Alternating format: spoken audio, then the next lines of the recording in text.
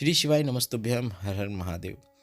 23 दिसंबर का दिन बहुत विशेष है क्योंकि 23 दिसंबर को शिव सोमवार है और साथ में अष्टमी की विशेष तिथि भी पड़ रही है।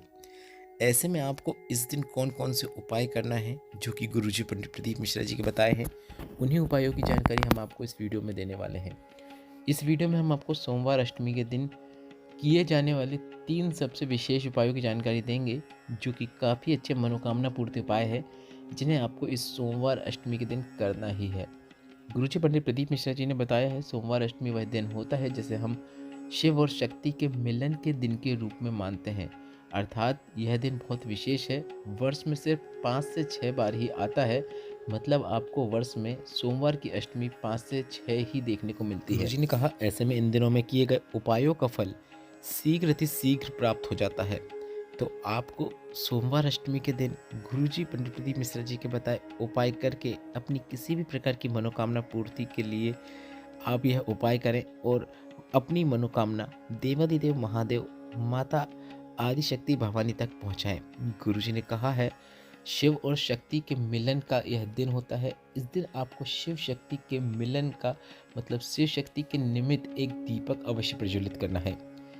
शिव शक्ति के दीपक से तात्पर्य यह बताया है गुरुजी ने कि आपको लंबी बाती 2 तैयार करना है और 2 लंबी बातियों को आपस में मिलाते हुए एक बाती कर देना है। आप 2 बातियों को घुमाते हुए एक कर सकते हैं। आप वीडियो में देख सकते हैं कि आपको किस प्रकार की बाती का उपयोग करना है। लंबी लंबी 2 बातियों को मिलाते हुए एक बाती तैयार करना है और इसे आपको घी से भरे हुए दीपक में रख देना है और भोलेनाथ के मंदिर में जाकर आपको शिवलिंग के पास इस दीपक को नीचे जमीन में रखकर प्रज्वलित करना है। अब हम आपको बता दें गुरुजी ने कहा है कभी भी आपको भूल कर भी शिवलिंग के ऊपर मतलब जलाधारी में दीपक रखकर दीपक को प्रज्वलित नहीं करना है। ऐसे में कई प्रकार के दोष आपको लग जाते हैं, पाप आपको लग जाता है। दीपक हमेशा आपको शिवलिंग के समीप जमीन में रखकर शिवलिंग से थोड़ा सा मतलब दूर, इतना नहीं कि एकदम आपने शिवलिंग के नीचे ही प्रज्वलित कर दिया, आपको शिवलिंग से थोड़ा दूर दीपक प्रज्वलित करना है। आप चाहो तो भोलेनाथ के मंदिर के द्वार के पास मतलब चौखट के पास भी दीपक प्रज्वलित करते हैं तो वह दीपक भी भोलेनाथ स्वीकार कर लेते हैं। काफ़ी अच्छा और आसान उपाय है जिसे आपको अपनी किसी भी प्रकार की मनोकामना पूर्ति के लिए सोमवार अष्टमी के दिन करना है। अब चाहे आपकी मनोकामना धन प्राप्ति की हो, लक्ष्मी प्राप्ति की हो, कर्ज मुक्ति की हो, व्यापार वृद्धि की हो, नौकरी प्राप्ति की हो, मतलब किसी भी प्रकार की मनोकामना पूर्ति के लिए आप यह उपाय कर सकते हैं। यह दीपक आपको शाम के समय भोलेनाथ के मंदिर में या फिर अपने घर के ही मंदिर में, अगर आपके घर में शिवलिंग है तो आप यह उपाय अपने घर पर भी कर सकते हैं। बस आपको उपाय शाम के समय करना है, इस बात का ध्यान रखना है। अब आप घर पे करो या मंदिर पे करो, पर उपाय आपको विशेष समय मतलब प्रदोष काल में करना है।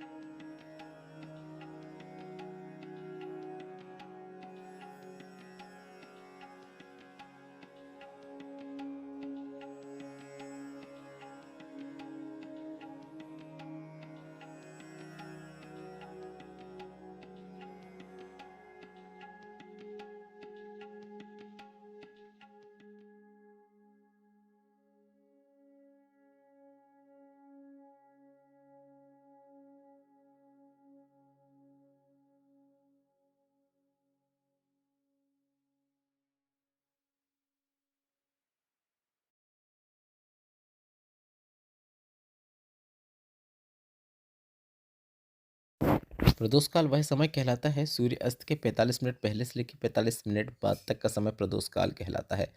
अर्थात आप यह उपाय 23 दिसंबर को शाम को 5:30 बजे से 7:30 बजे के मध्य करके अधिक से अधिक लाभ प्राप्त कर सकते हैं। दीपक आप शिव और शक्ति के निमित्त प्रज्वलित कर रहे हैं, इसलिए आप अपनी मनोकामना भी शिव और शक्ति का स्मरण करते हुए, माता जगदम्बा भवानी और भोलेनाथ का स्मरण करते हुए, माता पार्वती और शिव का स्मरण करते हुए अपनी मनोकामना देवादिदेव महादेव और माता पार्वती से कर देना है, बोल देना है। और मनोकामना बोलने के बाद आपको एक बार श्री शिवाय नमस्तुभ्यं भी बोल देना है, या फिर आप ओम नमः शिवाय भी बोल सकते हैं। बस इतना ही करना है, आपकी वह मनोकामना 3 माह के अंदर या फिर अगली सोमवार अष्टमी आने के पहले पूर्ण हो जाती है। गुरु जी का बताया यह विशेष उपाय आपको 23 दिसंबर को करना ही है। अब बढ़ते हैं अगले विशेष उपाय की ओर, जो कि गुरुजी पंडित प्रदीप मिश्रा जी का बताया यह बिल्कुल नया उपाय है। यह उपाय की जानकारी गुरुजी ने हाल ही में पूर्ण हुई मेरठ शिव महापुराण कथा के दूसरे दिन की शिवपुराण कथा में दी थी। गुरुजी ने सभी से यह उपाय करने को कहा है। अगर आप यह उपाय महीने में एक बार भी करेंगे, मतलब एक सोमवार को भी महीने में करेंगे तो भी पर्याप्त है। मतलब आप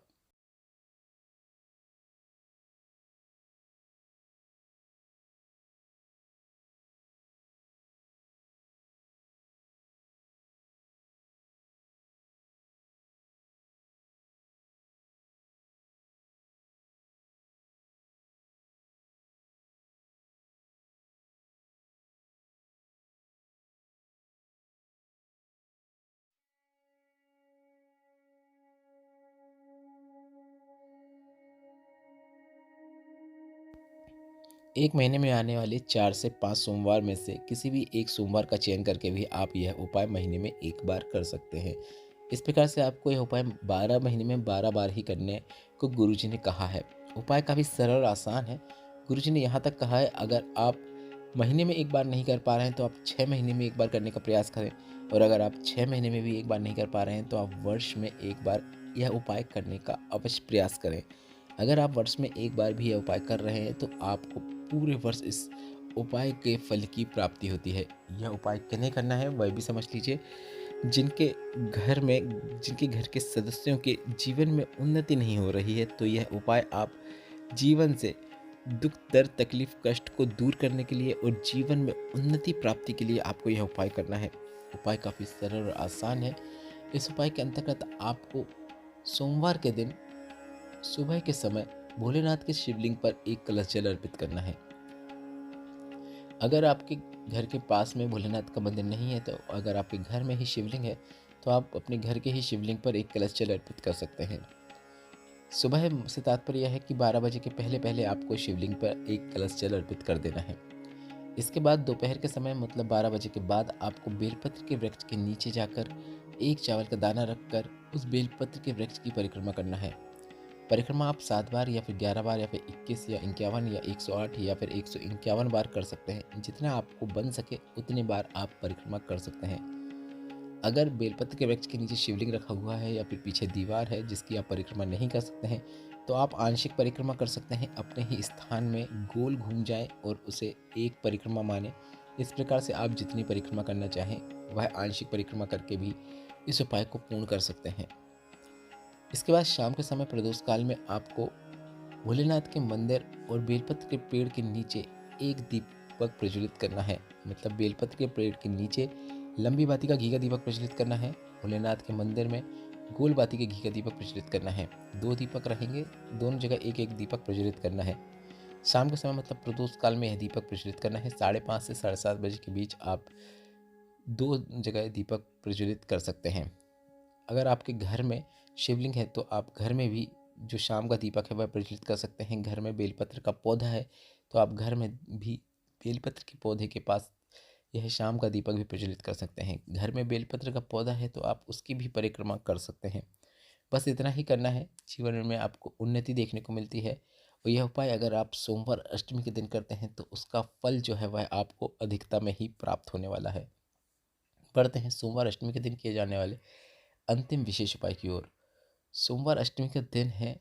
इस दिन अगर आप अपने जीवन से दुख तकलीफ कष्टों को दूर करना चाहते हैं और अपने जीवन में अपनी हर प्रकार की मनोकामना देवाधिदेव महादेव से पूर्ण करवाना चाहते हैं, तो गुरुजी ने एक ऐसा उपाय बताया है जिसे आपको इस सोमवार अष्टमी के दिन करना ही है। उपाय काफ़ी सरल और आसान है। आपको शाम के समय मतलब प्रदोष काल में एक बेलपत्र लेना है। बेलपत्र की बीच वाली पत्ती में आपको पीला चंदन लगाना है। इसके बाद इस पीले चंदन जिस बीच वाली पत्ती में आपने लगाया है उसके ऊपर आपको एक चावल का दाना रखना है और यह बेलपत्र आपको शाम के समय प्रदोष काल में भोलेनाथ के शिवलिंग पे अर्पित कर देना है। इसके बाद श्री शिवाय नमस्तुभ्यम बोलते हुए अपनी मनोकामना देवाधिदेव महादेव से करना है और मनोकामना करने के बाद एक बार और श्री शिवाय नमस्तुभ्यम बोल देना है। बस इतना ही करना है।